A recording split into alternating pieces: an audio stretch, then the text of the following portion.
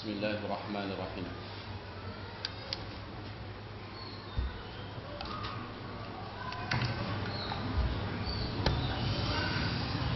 Alhamdulillahi rabbil alamin wal 'aqibatu lil muttaqin wala 'udwana illa 'alal zalimin. Asyhadu an la ilaha illallah wahdahu la syarika lah wa asyhadu anna Muhammadan 'abduhu wa rasuluh la nabiyya ba'dah. Allahumma la sahla illa ma ja'altahu sahla wa anta taj'alul hazana idza syi'ta sahla. Rabbi syrah li sadri wa yassir li amri wahlul 'uqdatam min lisani yafqahu qawli. Qala Allah subhanahu wa ta'ala fi muhkami tanzilih,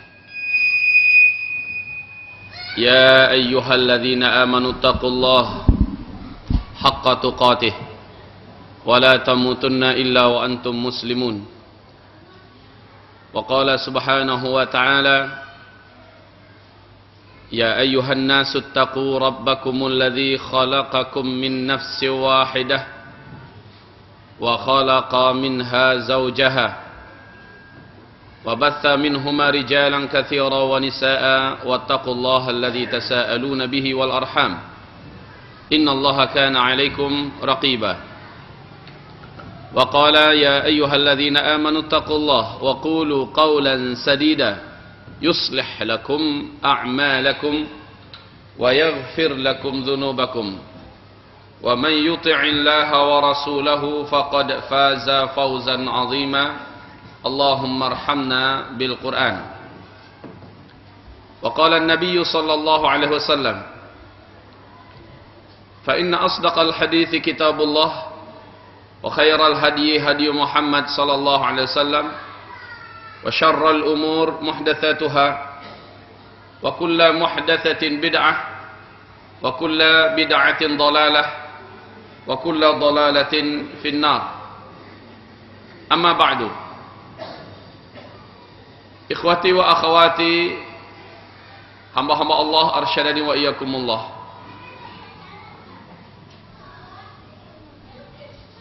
Beberapa kota di wilayah Sumatera pernah mengajak kami memperbincangkan masalah ini.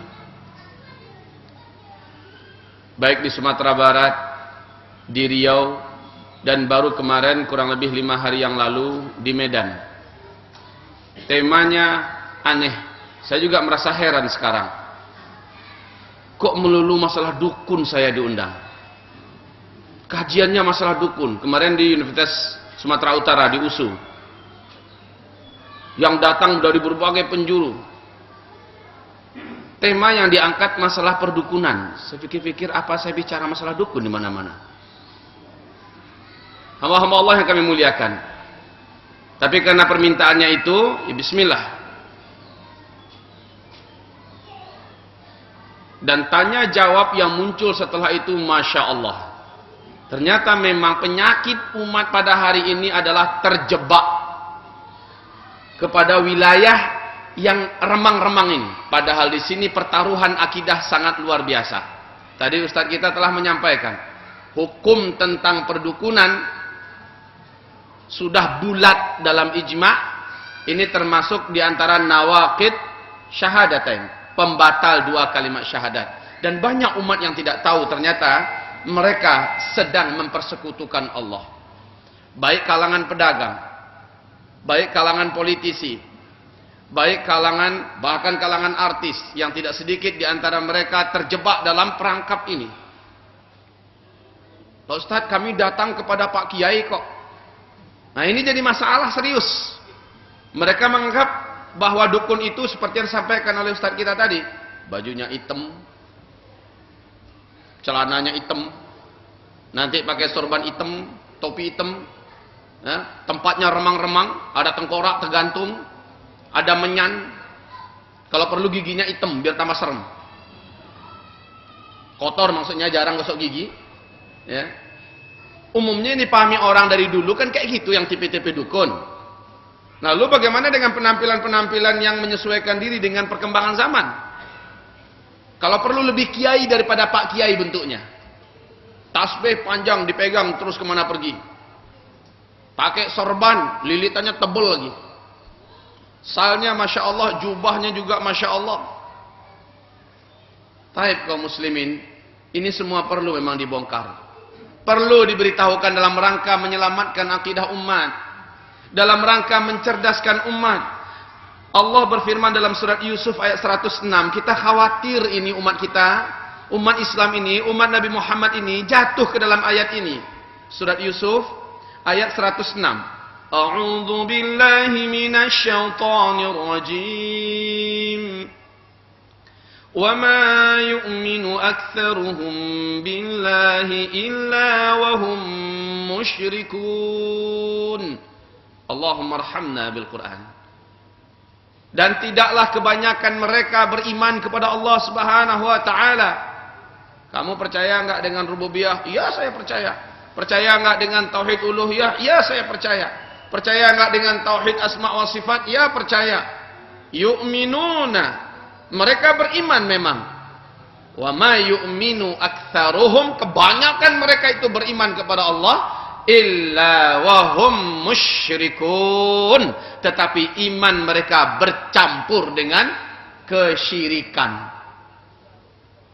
Khawatir kita di sini kaum muslimin. Iman mereka bercampur dengan kesyirikan. Di dalam hadis sahih Muslim Rasulullah sallallahu alaihi wasallam bersabda, perbandingan umatku yang bertauhid dengan umatku yang musyrik adalah seperti sehelai bulu putih yang tumbuh di tubuh lembu berbulu hitam. Allah. Atau sehelai bulu hitam yang tumbuh di tubuh lembu berbulu putih. Perbandingan yang bertauhid dengan yang jelas ayat tadi benar sekali dengan apa yang diterangkan oleh Nabi Muhammad sallallahu alaihi wasallam. Wa ma yu'minu aktsaruhum billah illa wa hum musyrikun. Tidaklah beriman kebanyakan mereka kepada Allah kecuali imannya bercampur dengan kesyirikan. Banyak faktor yang mengantarkan umat ini kepada kesyirikan. Dan salah satunya adalah wilayah perdukunan ini. Ibarat Allah yang kami muliakan. Perbandingan yang sangat fantastis ya. Seperti sehelai bulu putih yang tumbuh di tubuh lembu berbulu hitam. Jangankan kita yang seharusnya lebih layak dengan doa berikut ini. Nabi Muhammad saja merutinkan doa ini. Allahumma inni a'udzubika min an usyrika bika syai'an a'lamu wa astaghfiruka lima la a'lamu. Ya Allah, sesungguhnya hamba berlindung kepada Engkau. Hamba memohon kepada Engkau, jaga diri ini ya Allah, jangan sampai melakukan perbuatan syirik sementara hamba tahu kalau itu adalah syirik. Bagaimanapun sempitnya keadaan hamba, bagaimanapun terjepitnya kondisi hamba, bagaimanapun ya Allah, jangan sampai hamba melakukan perbuatan syirik padahal hamba sudah tahu itu adalah syirik. Wa astaghfiruka lima la a'lamu. Ya Allah, kalau ada di antara yang hamba lakukan menurut Engkau itu adalah syirik, ampuni hamba ya Allah padahal hamba tidak tahu. Ini Nabi, Pak, Nabi Muhammad. Tak mungkin beliau tak tahu syirik, tapi begitu berhati-hatinya beliau. Sedangkan Nabi saja berdoa dengan doa ini, apakah kita tidak lebih layak? Apakah kita tidak lebih pantas berdoa dengan doa itu? Ibarat Allah. Maka lebih banyak mana kita berdoa kepada Allah dibandingkan Nabi Muhammad dalam hal ini. Nabi saja berdoa, wa astaghfiruka lima la a'lamu. Hamba mohon kepada Engkau, ampuni diri hamba ya Allah jika sempat hamba melakukan perbuatan ini yaitu syirik sementara hamba tidak menyadarinya. Pak, Ibu yang kami muliakan, jamaah yang kami muliakan, arsyadani wa iyyakumullah, perhatikan, jangankan level kita lagi, di antara sahabat Nabi saja, alhamdulillah mereka dibimbing oleh Nabi, dan bimbingan ini berlaku sampai hari kiamat. Ada yang terjebak dalam pemahaman atau keyakinan yang musyrik. Contoh, ketika Nabi Muhammad SAW menemukan, ini dalam hadis diriwayatkan oleh Imam Ahmad, salah seorang sahabatnya memakai gelang kuning dari kuningan. Nabi bertanya, "Mahadhihi?" Kamu pakai apa? Itu tuh apa? Kata Rasul. Dijawab, "Hadhil wahinah." Ya Rasulullah, ini adalah wahinah. Ini adalah wahinah. Wahinah itu kalau diterjemahkan ke bahasa kita kaum muslimin, ya Rasul, ini saya pakai untuk menambah kekuatan saya, untuk menjaga kesehatan saya, untuk menambahkan vitalitas saya. Apa kata Rasulullah? Inzi'ha. Copot sekarang juga kata Rasul. Perhatikan ini. Ini sahabat loh Pak, apalagi kita-kita. Inzi'ha fa innaha la tuziduka illa wahna. Benda-benda yang macam ini tidak akan menambahkan kepada engkau apa-apa kecuali hanya semakin bertambah lemah keyakinan engkau kepada Allah. Saya sehat karena ini, saya kuat karena ini, saya fit sekarang ini karena ini, kan begitu pada akhirnya, bukan karena Allah Subhanahu wa taala. Inziha, copot sekarang kata Rasul. Innaha la tuziduka illa wahna. Benda yang macam gini tidak akan menambahkan kepada engkau illa wahna, melainkan engkau bertambah lemah. Subhanallah. Wa immitta, wa immutta, kalau sempat engkau mati, wahya alaik, sementara engkau masih mengenakan barang yang kayak gini, ma'aflahta abada, selama-lamanya kau takkan pernah selamat. Mati dalam keadaan su'ul khotimah, masih membawa atau meyakini sesuatu yang syirik. Coba di mobil kita ada gantungan apa? Ada nggak jimat yang bergantung? Kalau gantung kunci nggak masalah Pak. Ya, coba di warung-warung, tidak sedikit saya nih masuk ke warung-warung, rumah makan, gantungannya macam-macam itu. Ada tanda-tanda perdukunan di situ. Ibarat Allah yang kami muliakan, sedih kita melihat sekarang para dukun menjadi selebriti di televisi, Pak. Bermunculan dalam kemasan-kemasan yang berbeda-beda. Mungkin saya tidak perlu sebutkan namanya satu persatu lah, tetapi Bapak Ibu setelah saya jelaskan ini nanti, setelah acara ini nanti jelas-jelas, oh berarti itu dukun ya, itu berarti dukun ya. Ya, ada karakternya. Syekh Wahid Abdul Salam Bali menyebutkan karakter ini, dan pemerintahan kerajaan Arab Saudi secara resmi, bagian Departemen Agamanya, mencetak ini dalam jumlah yang sangat banyak, disebarkan ke seluruh dunia dengan berbagai macam bahasa. Ciri-ciri dan tanda-tanda dukun. Di antaranya sudah dibacakan oleh Ustaz kita barusan. Nanti kita ada ruang tanya jawab insya Allah yang cukup. Nah, hamba-hamba Allah yang kami muliakan, tapi perlu dikasih tahu kepada kaum muslimin. Di dalam Al-Quran tidak ada kalimat dukun. Tidak ada. Dalam hadis juga tidak ada kalimat dukun. D-U-K-U-N. Dukun. Nggak ada. Ya iyalah, nggak ada. Yang ada di situ hanya istilah sihir. Ya, ini ada yang adanya istilah sihir. Dukun itu bahasa kita. Nah, dukun itu macam-macam kaum muslimin. Jadi kalau kita bicara masalah dukun, kita cari dalilnya di ayat, hurrima alaikum dukun, nggak ada itu. Nah, diharamkan kepada kamu dukun, perdukunan itu tidak ada. Tetapi mari kita dudukkan beberapa istilah dalam bahasa Al-Quran dan dalam bahasa hadis. Ada disebut dengan arraf. Yang kedua disebut dengan kahin. Yang ketiga disebut dengan munajjim. Dan yang keempat disebut dengan sahir. Perbedaan mereka tipis, tetapi seluruh mereka ini adalah sekutu-sekutu iblis. Mereka adalah rusulus syayatin. Mereka adalah rasul-rasulnya para syaitan. Hum syirarul khalqi ala wajhil ardi mutlaqan. Mereka adalah seburuk-buruk makhluk di muka bumi secara mutlak. Sejahat-jahat makhluk di muka bumi secara mutlak. Rusulus syayatin aduwullah wa aduwa rasulihi wal mu'minun. Mereka adalah musuh Allah, musuh rasulnya, dan musuh orang-orang beriman. Nah, hamba-hamba Allah yang kami muliakan, siapa itu kahin? Kalau ada menemukan istilah arraf dulu. Arraf ini kita angkat dari hadis Rasulullah yang diriwayatkan oleh Imam Muslim. Hadis ini sahih, demikian juga oleh Imam Ahmad. Bunyinya, hadis ini dibacakan oleh Ustaz kita. Saya ulangi kembali. Man ata arrafan, siapa yang mendatangi seorang arrafan, fasa'alahu an syai'in, lalu ia bertanya kepada arraf itu tentang sesuatu. Dia bertanya kepada arraf itu tentang sesuatu. Lam tuqbal lahu salatun arba'ina lailatan. Dia tidak akan diterima ibadah salatnya oleh Allah selama 40 hari 40 malam. Arrafan.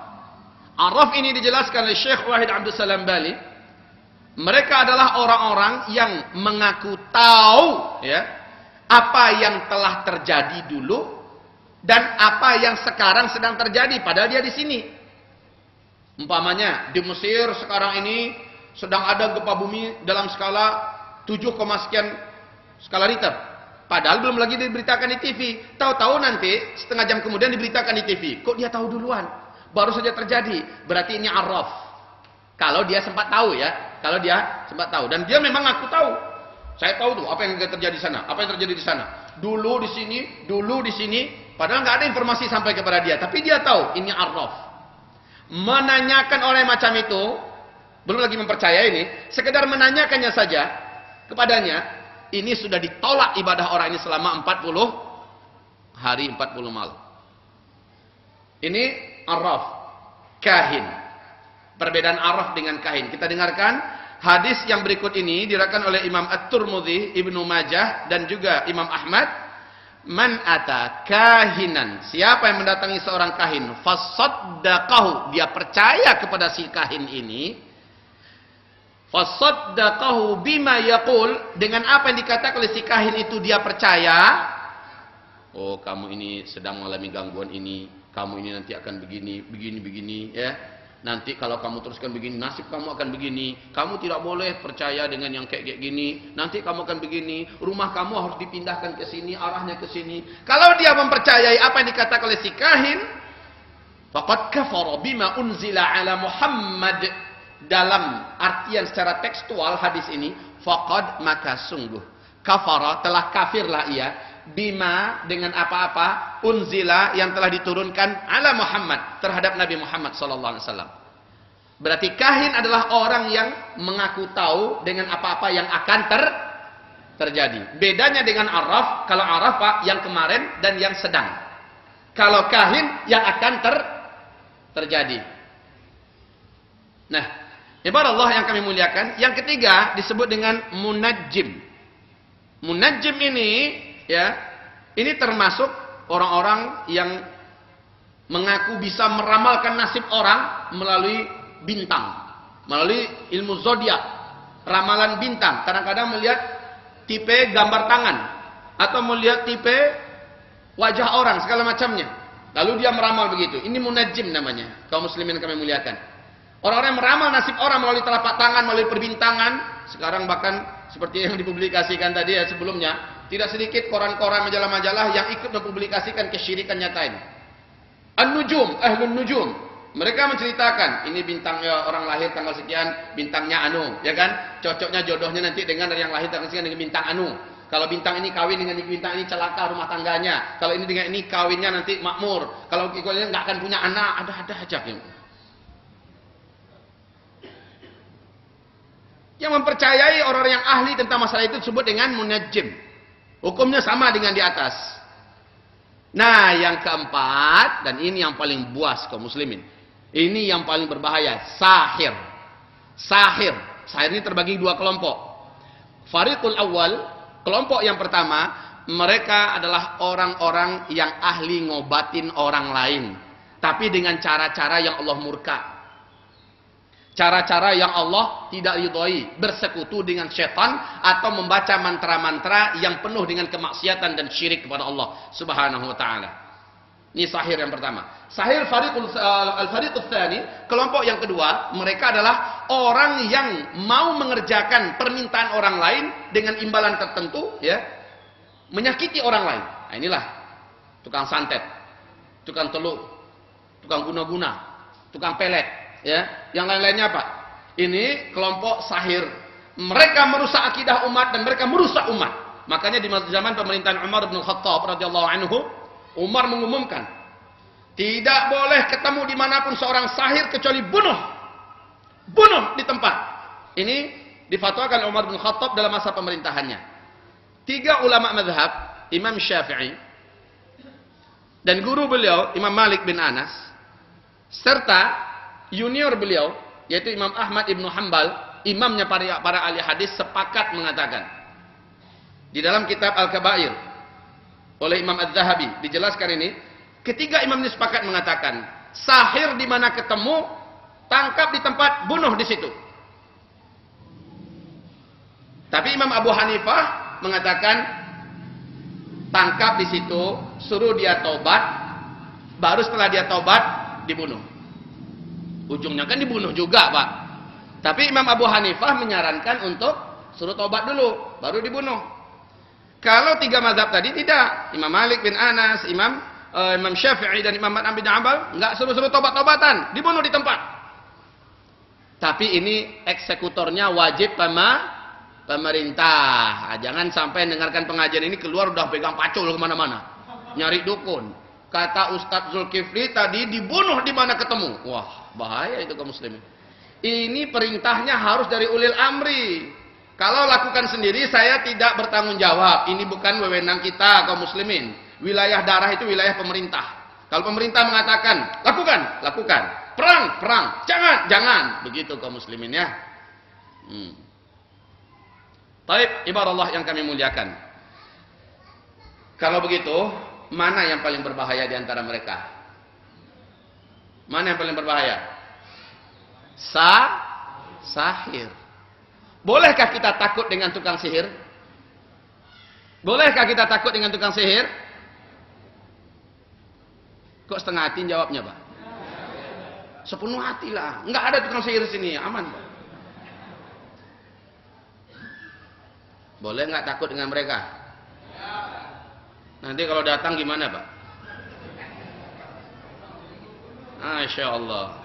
Kita harus bertanggung jawab dengan pernyataan kita. Tidak, kata kita. Suatu ketika kita ditantangnya. Dipelototin sedikit kencing dalam celana nggak kita?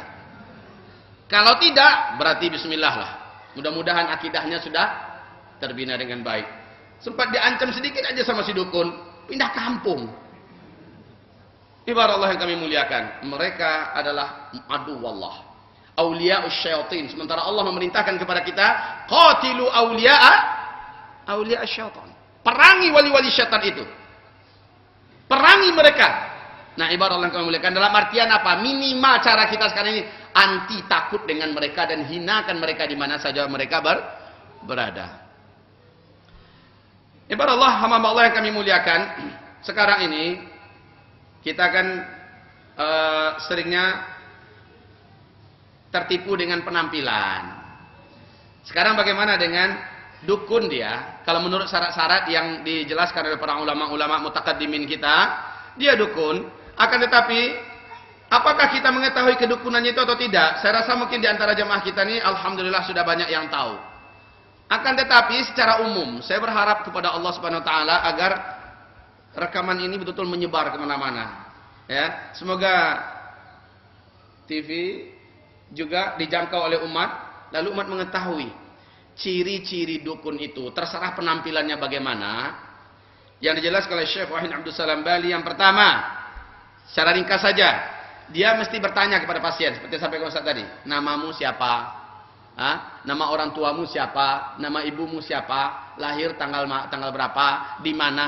Ya, kaum muslimin, kalau dokter itu nggak perlu, nggak ada urusan namamu siapa, nama bapakmu siapa, nama ayang atukmu siapa, kan nggak perlu kan?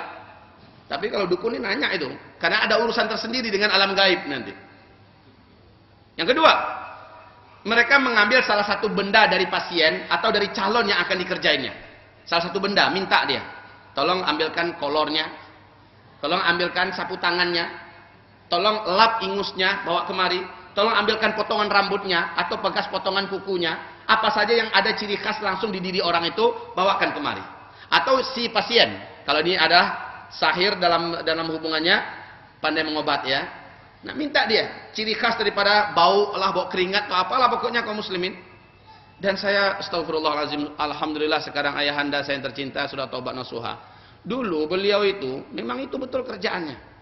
Waktu itu saya masih SD, Pak. Saya masih ingat bagaimana beliau, saya disakiti oleh guru saya di sekolah, ditampar, seluruh satu kelas itu ditampar semua. Apa kata beliau? Siana monyo. Mulai ayahanda saya bertanya itu, siana monyo. Bawaan fotonya kemari. Abi hidup ya itu. Ngerti Pak bahasa itu Pak? Artinya, terjemahannya. Perlu diterjemahkan Ustaz ya. Siapa namanya? Bawa fotonya kemari. Beres sama Buya itu katanya. Memang beliau Pak, Masya Allah, masa-masa mudanya dulu, ini sudah dunianya dia. Alhamdulillah setelah kita pulang dari Timur Tengah, beliau kita berikan pengajian-pengajian macam ini dan tobat nasuha. Alhamdulillah. Masih hidup sekarang, usianya sudah 95 tahun.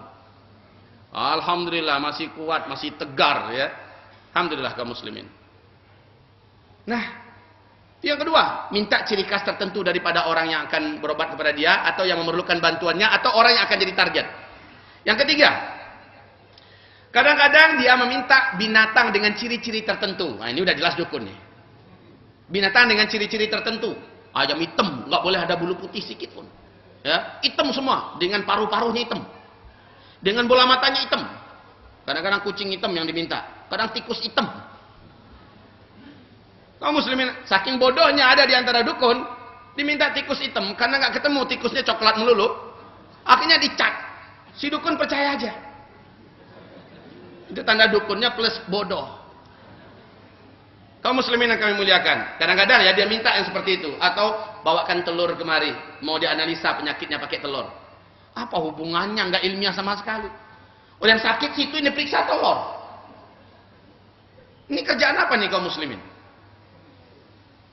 Kalau ini bukan kerjaan bodoh-bodohan, dan yang memfasilitasi kebodohan itu adalah syaitan dengan perantaran rasulnya ini, si dukun itu, maka orang bodoh aja yang percaya tuh, bawa pula tuh telur tuh.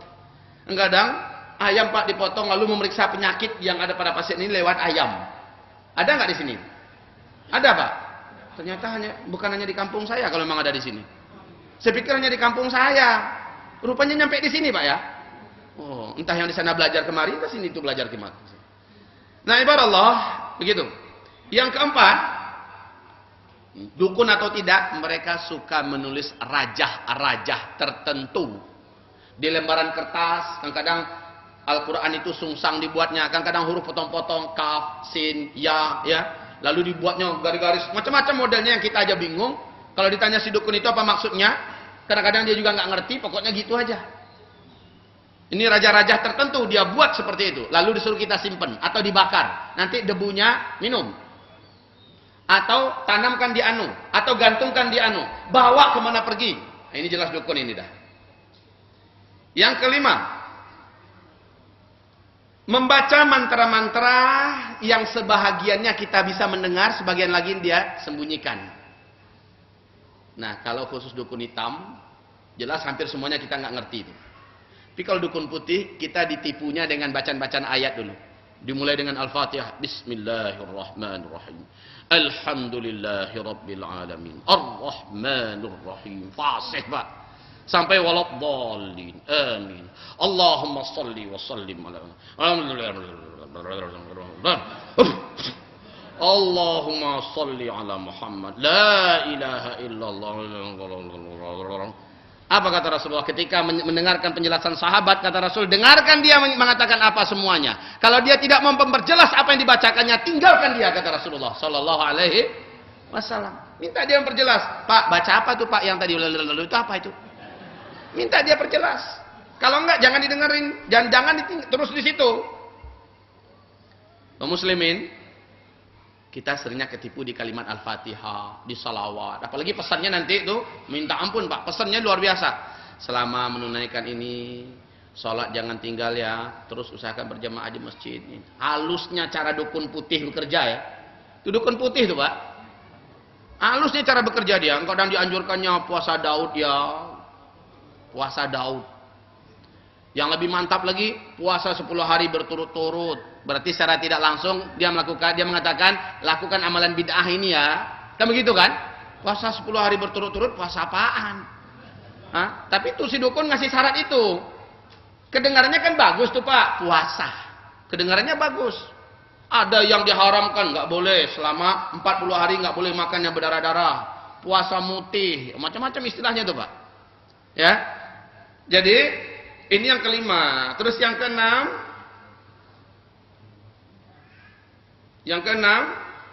mereka ini kadang-kadang kalau kita datang itu sudah nggak perlu lagi kita mengenalkan diri. Bahkan dia bisa langsung ngomong. Nama kamu si Anu kan? Kok tahu? Nama orang tua kamu kok tambah tahu? Kamu perlunya Anu kan? Kok jadi tahu? Apakah kita merasa salut nggak dengan orang kayak gitu, Pak? Merasa salut nggak? Kok salut? Nah, ini jadi masalah nih kalau sempat salut. Bapak Ibu yang kami muliakan, Umar bin Abdul Aziz, semoga Allah memberikan rahmat kepadanya, Khalifatul Islam, Amirul Mukminin, beliau berhadapan dengan seorang dukun. Beliau ingin menguji itu si dukun. Diambilnya kerekel 5 biji sambil membelakangi, memunggungi si dukun. Diambilnya 7 biji kerekel itu. Lalu dia tanya, berapa? Apa kata si dukun? Sementara diam, 7 katanya. Oh, Umar bin Abdul Aziz nggak merasa salut pada dia, karena udah tahu kuncinya. Tadi Ustaz sudah menyampaikan, ya, kunci kekuatan para dukun adalah jin dan setan. Kemudian sebentar, diambil lagi, tapi yang kali ini main sep. Tuh, nggak sempat ngitung. Umar bin Abdul Aziz nggak sempat ngitung, sehingga dia nggak tahu berapa tuh isinya. Ayo, ini berapa? Pusing dia si dukun ini, nggak tahu. Hei, buyung katanya. Ini dah bahasa kami Pak di kampung sana. Hei, buyung, tahu nggak kamu? Saya ini nggak bisa kamu tipu. Orang-orang beriman tidak bisa kamu tipu. Orang-orang yang ada ilmu tidak bisa kamu tipu. Tadi itu sengaja saya menghitungnya. Setan yang bersama kamu ikut ngitung. Ketika saya kasih tahu ini berapa, kamu langsung tahu. Itu karena setan kamu yang bisikin ke kamu kan berapa yang saya hitung tadi. Sementara yang kedua, saya nggak sempat ngitung. Setan kamu juga nggak sempat, maka dia nggak bisa ceritain ke kamu. Jadi kamu itu nggak ada apa-apanya. Hei pembohong, Pak. Jadi ketika dia tahu kita ini siapa, jangan pernah kita tertipu ya. Mereka ini punya inforjin. Kalau manusia punya informan, kalau mereka punya inforjin. Jin yang cari informasi, ini calon pasiennya siapa nih? Cerita dengan jin yang kita, setan yang di kita. Masing-masing orang ini kan ada qarin satu orang. Dalam hadis yang sahih kan begitu. Satu orang itu ada qarinnya dari bangsa jin. Nah, jin ini ada main-mainnya sama jinnya si dukun. Nah, lalu terjadilah inforjin tadi itu. Kemudian si jinnya dukun menceritakan, membisikkan, orang ini namanya si Anu, lahirnya di Anu, keperluannya Anu. Oh, jadi ketika si pasien datang, tuh dukun udah bisa menebak. Padahal informasi antar jin. Jadi nggak perlu heran lagi, baru nelpon aja kita. Oh, nggak usah cerita, saya udah tahu nama kamu si Anu kan. Oh Pak, ini sudah jelas di dukun ini. Dah, berapa baru? Keasikan dengar nggak sempat nulis. Ini bedanya kita dengan Imam Tirmidzi, Pak. Atau bedanya atau persamaan ya, saya nggak tahu. Kalau Imam Tirmidzi itu, dia mendengarkan gurunya, memberikan penjelasan hadis, mensyarahkan ini. Dia tidak menulis. Sementara yang lain pada menulis. Ditanya Imam Tirmidzi oleh gurunya. Tirmidzi, kamu itu kok nggak nulis? Apa katanya guru? Yang saya akan tulis adalah yang betul sama sekali saya belum tahu dan saya belum hafal. Apa-apa yang guru sampaikan tadi saya sudah tahu semua. Dia sudah hafal semua. Makanya nggak nulis. Jadi kalau muslimin nggak nulis, kayaknya lettingan Imam Tirmidzi ini. Betul Pak? Kalau betulnya salut saya Pak. Ya Alhamdulillah Pak. Amin. Cuma ya ikatlah ilmu itu dengan kalam. Ikatlah ilmu itu dengan tulisan. Ya minimal itu dengan rekaman. Selanjutnya yang ketujuh, menyuruh penderita untuk melakukan ritual-ritual tertentu. Ya, seperti nyepilah disuruhnya, atau sembelihlah ayam, nanti letakkan darahnya di anu, itu udah jelas itu dukun Pak. Ya, melakukan ritual-ritual tertentu. Selama 40 hari tidak boleh berhubungan intim suami istri lah, tidak boleh kena air lah. Ya orang 5 kali sehari semalam itu mesti sholat berjamaah, mesti sholat 5 waktu yang wajib kan. Enggak boleh tersentuh air selama 40 hari. Jadi gimana? Dia pipis, dia atau dia berhubungan intim, atau dia junub, mimpi malam, mimpi basah, gimana? Enggak boleh kena air. Berarti apa artinya tuh kaum muslimin? Itulah pesan setan lewat si dukun agar orang ini bermaksiat kepada Allah Subhanahu wa taala. Yang ke-8, kadang-kadang ya yang kayak tadi itu, melarang pasien selama masa tertentu atau menyuruh pasien untuk masa-masa tertentu melaksanakan amalan-amalan yang jelas-jelas dilarang dalam agama. Yang ke-9, membekali pasien dengan benda-benda yang harus dikubur di tanah. 10, membekali penderita dengan kertas-kertas yang mesti dibakar, ya. Lalu asapnya itu diirup. Asapnya itu dilumurkan ke seluruh tubuh. Aneh-aneh aja perintahnya. Yang ke-11, berkomat-kamit membaca sesuatu yang tidak dapat dipahami maknanya. Ya. Nah, alal aqal, inilah dia di antara ciri-ciri atau tanda-tanda dukun itu. Terserah mau pakai songkok apa, songkok putih, songkok hitam, mau pakai jubah putih, mau jubah hitam, terserah. Mereka seluruhnya sama. Jadi hamba-hamba Allah yang kami muliakan. Selanjutnya, ritual-ritual mereka ini, ritual-ritual para dukun, sehingga mereka mendapatkan kekuatan kaum muslimin yang kami muliakan, seperti nyepi dan semedi. Dari sini mereka mulai mendapatkan kekuatan-kekuatan mereka, ya. Sehingga ada di antara dukun yang sudah taubat nasuha bercerita bagaimana dia mendapatkan kemampuan magic, kemampuan hitam itu setelah menyepi sekian bulan dalam gua.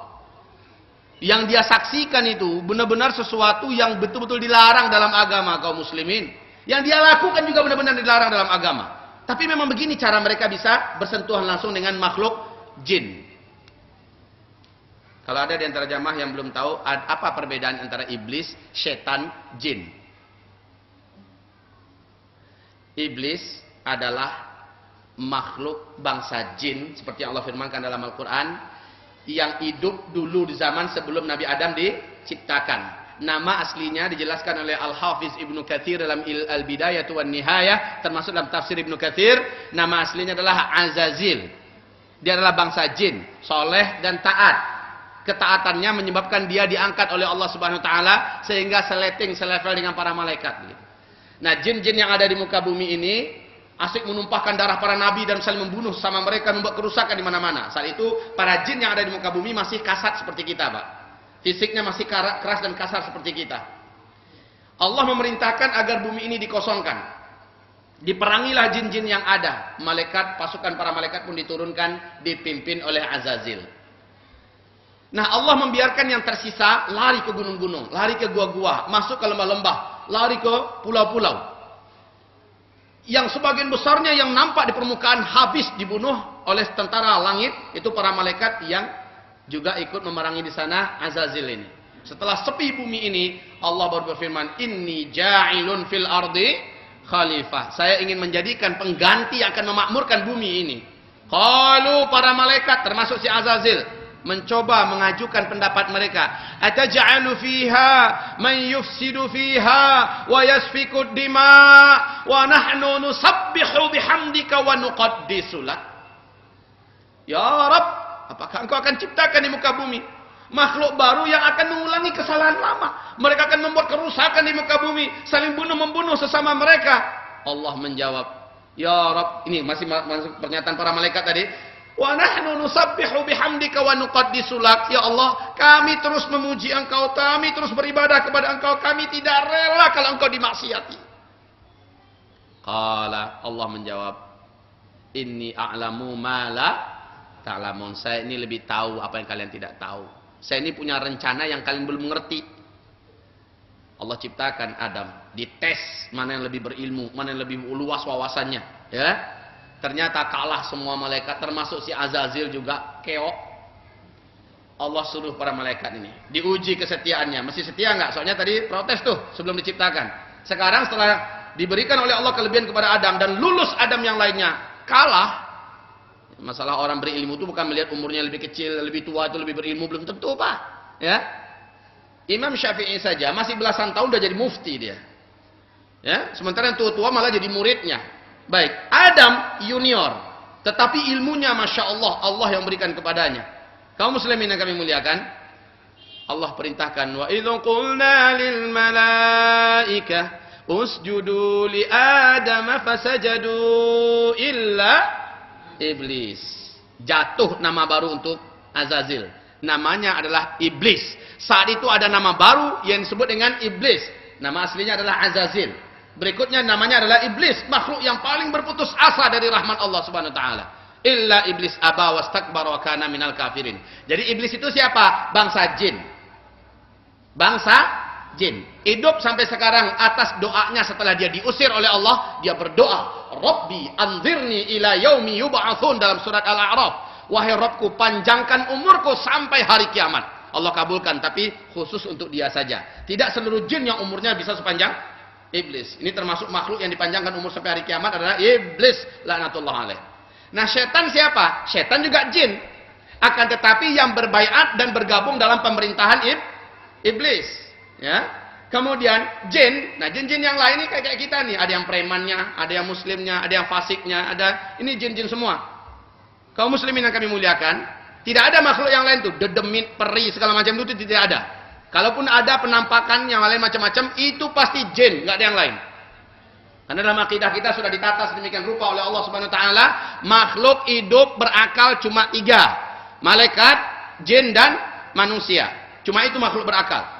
Muncul kuntilanak, muncul genderuwo, muncul peri anu, dedemit anu, itu seluruhnya pasti bangsa jin tuh, ya, pasti bangsa jin. Imam Mujahid berkata, kalau mereka melakukan penampakan, hinakan seperti kalian menghinakan tikus. Gimana Pak? Kalau nampak tikus, ditumpukin nggak? Dikejar tuh pakai tangkai sapu, istilahnya. Ini malah ketemu dengan penampakan, menjerit. Dasar ini nggak ada ilmu tuh kayak gitu. Masanya nampak, memang gunanya apa Itu terlalu tuh Pak. Mestinya ketemu itu Bismillah, Allahu Akbar. Nabi Muhammad nampak gangguan dari bangsa jin, datang setan mengganggunya, dicekek oleh Nabi Muhammad. Kalau nggak teringatlah antara perjanjian Nabiullah saudara saya Sulaiman alaihissalam dengan bangsa jin ini, saya ikat dia di tiang masjid biar besok jadi guyonan dan mainan anak-anak sekota Madinah. Gitu Pak. Jadi kita perlu tahu juga sedikit banyaklah tentang alam jin. Kalau ada jin yang tersinggung itu terserah. Karena yang duduk bersama kita bukan kita-kita aja Pak. Ada juga di luar sana itu jin-jin muslim, jin fasik juga ikut dengarkan pengajian. Cuma kita aja nggak lihat. Jangan cemas Pak. Nggak akan diikutinya kita sampai pulang. Nah jadi nggak layak ya. Nggak layak dan tidak pantas kalau kita itu takut. Baik itu dengan jinnya, dengan setannya. Tapi jangan sombong. Ya, ini juga dilarang. Ibadallah. Selanjutnya. Apa kekuatan mereka, rahasia kekuatan para dukun ini? Ritual-ritual setan yang disenangi oleh setan. Jadi dukun ini Pak, mesti melakukan dulu apa yang disenangi oleh setan, baru setan mau menolongnya.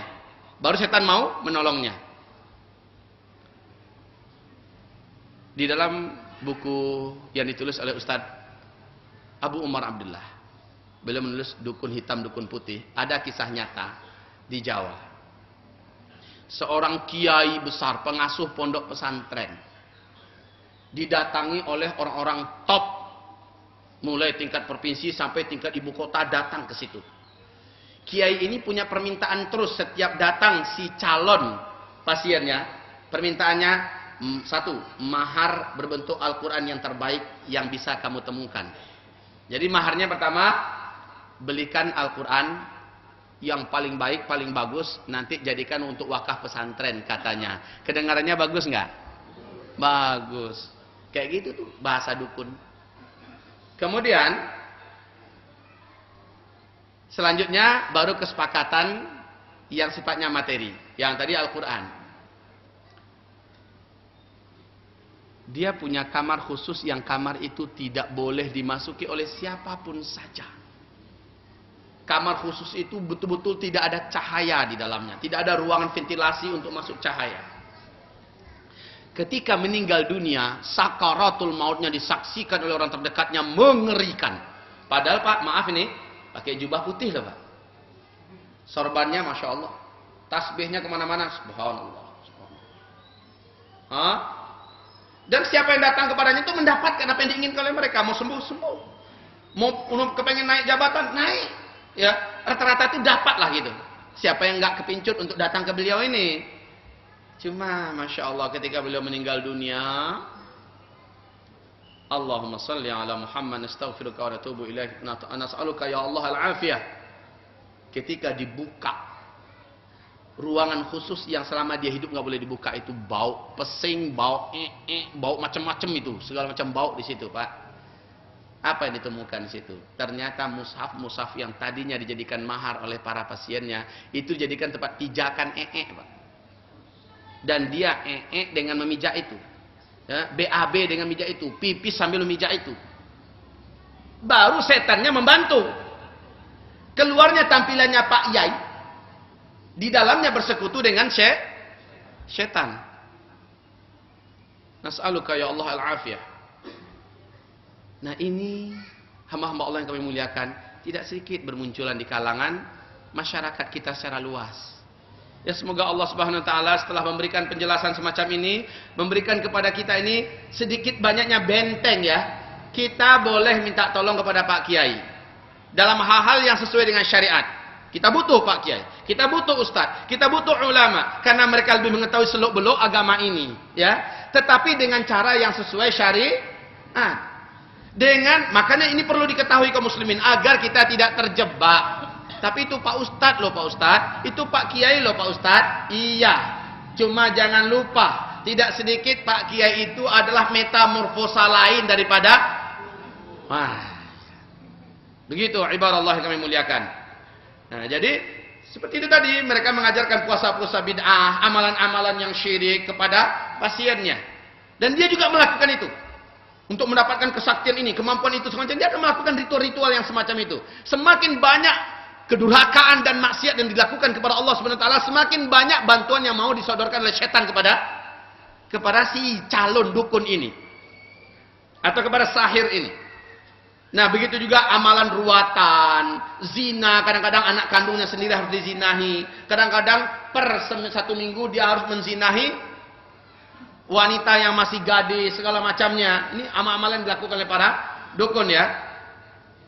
Kaum muslimin dan abuya saya ini, abuya kandung saya itu pernah jadi korban sekali. Jadi korban ya. Apa korbannya? Alhamdulillah waktu itu beliau sudah mulai agak-agak sedikit mengetahuilah jalan agama ini. Jadi beliau di daerah Jawa Barat, Pak. Seorang pengusaha yang punya kebun begitu luas dan juga punya pabrik. Pengusaha ini ternyata punya kebiasaan 1 kali sebulan memberikan tumbal kepada piaraannya. Yang piaraan itu istilahnya yang membuat dia langgeng kaya. Buya saya ini, ayahanda saya ini, beliau bercerita langsung, dibujuk untuk mau tinggal di rumah khusus. Dikasih seluruh fasilitas, nggak usah kerja. Makan minumnya dikasih, kantongnya ditebelin gitu kan. Nah setelah beliau merasa nyaman di rumah itu, datang orang sekampung yang juga sama-sama kerja di perusahaan itu, tapi udah senior. Orang sekampung itu sama-sama orang Minang nih. Apa bisiknya sama Buya? Waang jan sikolei. Mati yang beko. Apa artinya tuh Pak? Perlu diterjemahkan juga tuh. Ya biasa aja tuh. Waang jan di sikolai. Kamu itu jangan di sini lagi. Mati yang beko. Nanti kamu mati. Kenapa? Biasanya yang suruh nginep situ Pak memang mati. Memang mati. Ternyata pas malam yang dijanjikan, apa pesan si bos besar ini kepada abuya saya? Ali, ini namanya Ali nih. Ali, nanti kalau di waktu malam nanti ada tamu yang datang, tolong kamu sahut ya. Suruh bukalah pintu. Mungkin ada tamu saya nanti datang. Begitu Pak. Ternyata buya saya itu mulai dari jam 10-an itu sudah mulai baca Quran. Dia udah siaga dengan baca Quran. Ya, baca Quran. Pas jam 12 lewat sedikit, ada yang memanggil dari luar. Punten. Apa itu Pak? Punten. Apa artinya itu Pak? Hah? Misi. Ya Pak ya. Harusnya jawabannya apa? Mangga ya. Makin dibilang punten makin kencang Buya ngaji. Baca terus ayat, makin dikeresin bacaannya. Punten dari luar. Enggak peduli dia punten-punten baca ayat terus. Akhirnya jedor pintu, enggak dipedulikan oleh Buya saya. Dan dia pun menjerit. Pun menjauhlah sudah dari rumah itu. Besoknya ngamuk-ngamuk bos besar. Kenapa? Yang mati anaknya. Karena Buya si calon korban ini nggak bisa dimasukinya dan nggak dapat malam itu. Malam itu yang digarapnya adalah anak si sekutu manusianya ini, si bos besar ini. Lalu diancam Buya mau dibunuh oleh si bosnya. Apa kata Buya? Justru kamu akan saya kadukan ke pihak yang berwajib. Kamu sudah menelan korban banyak di sini dengan cara pesugihan yang kamu lakukan ini. Kaum muslimin yang kami muliakan, ini di mana mereka mendapatkan kekuatan, di mana mereka mendapatkan kesaktian segala macamnya lewat persekutuan dengan syaitan yang terkutuk. Dan perlu diketahui kaum muslimin yang kami muliakan. Ini perlu sesuatu hal yang mungkin menurut kita agak sedikit ini ya. Kalau ada kata Imam Syafi'i berkata demikian. Demikian juga pernyataan Laits bin Sa'ad, ya, salah seorang ulama tabi'in. Mereka mengatakan, jika ketika Imam Syafi'i mendengarkan ungkapan Laits bin Sa'ad rahimahullah ini, Imam Syafi'i menekankan lagi, jika engkau menyaksikan seorang yang berpenampilan agama seperti buya, ulama, kiai, ya, yang mempunyai keajaiban, tidak bisa terbakar oleh api, tidak bisa melayang di atas udara, tidak basah oleh air, maka jangan engkau terpukau melihat penampilan dan keajaibannya itu. Tetapi samakanlah halnya, samakan keadaannya, samakan amalannya menurut Al-Quran dan As-Sunnah. Kadang-kadang kan kita merasa itu karomah, Pak. Iya. Karomahnya Masya Allah. Belum tentu itu karomah. Lihat sholat 5 waktunya berjamaah enggak di masjid. Akhlaknya mulia tidak. Dia ini orang yang kuat beribadah amalan sunnah tidak. Dia ini orang yang jujur tidak. Lihat istrinya bagaimana, lihat keluarganya bagaimana, sesuai sunnah tidak. Ini main gaplehnya rajin keletar-keletur, orang lagi sholat dia masih saja kayak anjing kemana-mana lari. Tapi dia sakti katanya, bacaan ini 5.000 kali dibaca malam hari, bacaan ini dibacakan sekian ribu kali. Allahumma salli ala Muhammad. Hadhihi minal bid'ah wal munkar. Nah, hamba Allah yang kami muliakan, Imam Syafi'i menekankan lagi, jangan terpukau, jangan tertipu dengan penampilan orang, dengan penampilan agamanya. Dan dia mempunyai kesatuan-kesatuan di luar daripada kebiasaan. Kecuali setelah engkau memastikan keadaannya sesuai sunnah, tidak. Begitu, Pak. Jika seandainya dia menyimpang daripada sunnah, ketahuilah mereka adalah sekutu syaitan. Sekutu syaitan. Di kampung kami, Pak, murid-murid yang memang sudah saklek, memang sudah tertutup cara berpikirnya, itu salut habis sama gurunya. Kenapa? Enggak Jumatan. Kenapa? Sang guru tadi sudah Jumatan di Masjidil Haram. Guru kami itu, Pak Ustadz. Kenapa? Saya bilang, Jumatannya aja di Masjidil Haram. Badannya di sini, dia Jumatan ke Masjidil Haram. Ya Allah, ya Rabb. Nggak butuh pesawat, nggak butuh visa, nggak butuh paspor. Ya, udah nyampe Masjidil Haram. Saya katakan, itu tiap Jumat dia? Iya Pak Ustadz. Saya katakan, dulu sekolah enggak?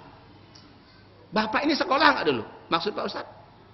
Pak, Jumat di Mekah itu jam berapa, Pak? Kita dengan Mekah itu adalah 4 jam. Ada 4 jam bedanya. Duluan kita Jumatan. Kita sini jam 12, di sana baru jam 8. Sana baru jam 8. Lah masa iya di Mekah ada orang Jumatan jam 8? Dibohongin, Pak. Bapak percaya aja. Gitu Pak Ustadz. Iya. Oh iya gitu ya. Astagfirullah. Memang benar kata Imam Syafi'i, orang kalau sudah masuk ke wilayah yang macam ini, Pak, dia sudah menyerahkan otaknya kepada gurunya, dan paginya dia masih pintar, siangnya udah bodoh kata Imam Syafi'i. Ya, paginya masih pintar tuh, siangnya udah bodoh, dia menyerah habis-habis kepada apa yang dikatakan oleh gurunya. Nah, salah seorang murid kita ini mantan preman pasar, badannya gompal. Alhamdulillah ikut ngaji sama kita, belajar tauhid, belajar akidah. Kita selesaikan kitab Saleh Fauzan, kitab tauhid itu. Kita terangkan masalah tauhid rububiyah, tauhid uluhiyah dan tauhid asma wa sifat. Baru sebatas itu baru, dan dulu apa syirik-syirik pembatal syahadat, sebatas itu baru dia udah gerah. Dia udah nggak tahan. Apanya nggak ditahannya? Bekas gurunya dulu. Yang ngajarkan kesaktian. Nggak mempan oleh pacul, Pak. Nggak mempan oleh senjata tajam. Lalu dia datangi gurunya itu. Apa katanya? Guru, taubatlah cepat. Dia ini orang Baga memang, tukang kelahi. Di pasar itu nggak ada yang nggak kenal dengan dia, Pak. Guru, taubatlah cepat. Yang guru ajarkan ini udah sesat, yang guru amalkan juga udah sesat.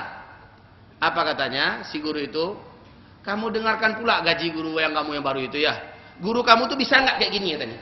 Parang yang tajam itu ke tangannya, bisa nggak kayak gini? Dan dia udah ngaji bahwa itu adalah bantuan setan. Maka apa katanya? Sini guru, saya yang melakukannya. Diambilnya, dipacunya belah, Pak. Pacunya lagi tambah guru. Enggak, cukup. Setannya ngacir karena orang ini berangkat dengan tauhid, persis dengan seorang pemuda yang ingin menebang pohon di zaman Bani Israel dulu, ya kan? Takut setan karena setan tidak akan mampu melawan orang yang ikhlas karena Allah, apalagi dia sudah bertauhid. Macam ini yang terjadi pada pemuda ini. Nah, hamba Allah kami muliakan. Jadi kalau ada orang kebal semacam, coba orang beriman yang melakukannya, kena dah tuh. Begitu kaum muslimin yang kami muliakan. Jadi intinya kalau berhadapan dengan dukun, kita hanya takut kepada Allah dan kita tidak boleh takut kepada dia. Dia itu hina, dia itu kerdil dan kecil, dan seluruh kaidu sahir adalah dhaifun. Seluruh tipu daya mereka adalah lemah. Maka tidak perlu ada sedikit pun rasa takut dan khawatir. Apapun yang bisa dilakukan oleh dukun, maka Islam sudah mempunyai cara pengobatan yang sesuai dengan keridhaan Allah, dan itu sudah Allah ajarkan. Apapun penyakit kita, Pak, nggak ketemu obatnya di dokter. Udah kemana-mana dokter diperiksa, nggak ada penyakitnya, kamu sehat kata dokter. Kamu itu nggak ada apa-apa. Menurut laboratorium kami, menurut analisa kami, kamu itu nggak ada apa-apa. Hanya paling stres, hanya paling ini. Padahal dia betul merasakan. Kayak ada semacam benda besar yang menusuk di dalam perutnya. Kayak ada yang menembus bagian perut dan ke belakang. Kayak ada yang mematahkan tangannya. Kayak ada benda besar yang sedang bertumpu dalam otaknya. Sementara diperiksa, ini nggak ada apa-apanya. Dia mau coba lari ke dukun. Bolehkah demikian kaum muslimin?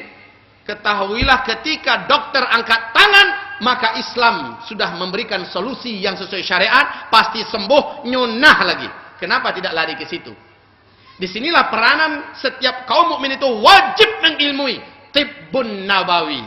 Bagaimana cara pengobatan secara nabawi yang sahih. Sekarang ini ada buku terbaru, yaitu ensiklopedi pengobatan Islam. Subhanallah, Pak. Ayat-ayat diajarkan oleh Rasulullah, ada hadis diajarkan Rasulullah untuk berbagai macam penyakit, ya. Ketika dokter angkat tangan, maka Islam memberikan solusi yang terbaik. Islam memberikan cara yang terbaik, bukan dukun. Jangan ke dukun pergi, Pak. Kita hanya akan dijebaknya menjadi pengikutnya dan terikat selalu dengannya. Apalagi orang yang kesurupan, apalagi orang-orang yang kena guna-guna, kena sihir, kena santet segala macamnya. Bukan ke dukun perginya. Ada orang lemah syahwat atau nggak bisa ereksi di depan istrinya, sementara depan istri orang lain mau ereksi. Maaf ini kaum muslimin, larinya ke dukun, larinya ke obat paten. Padahal dalam Islam itu ada pembahasannya, ada solusinya. Kenapa tidak lari kepada Islam? Islam tidak ada yang luput menjelaskan sesuatu pun dan menyelesaikan sesuatu pun. Islam penyelesai seluruh masalah. Kembalilah kepada Islam.